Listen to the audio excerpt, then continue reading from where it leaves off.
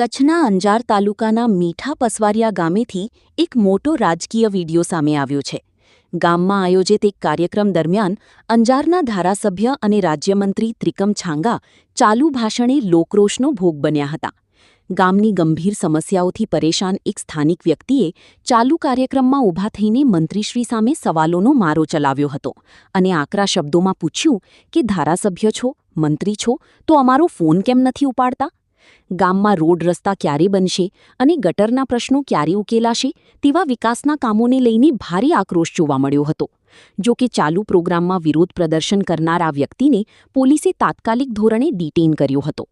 HBNTV news હંમેશા સત્યની સાથે। વાત કરવા દો, આ વાત કરો ને, કોને ના પાડી?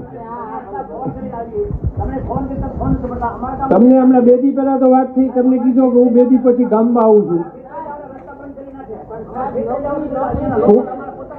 કોણે બંધ કર્યા? તમે કે નહીં, એક મિનિટ,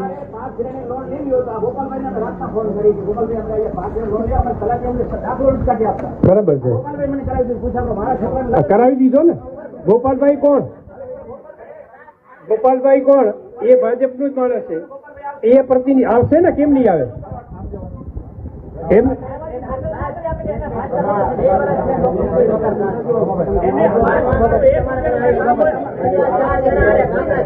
રઘુભાઈ કાલે વાંધો નહીં, બોલો ને તમે યાર, વાત કરો ને।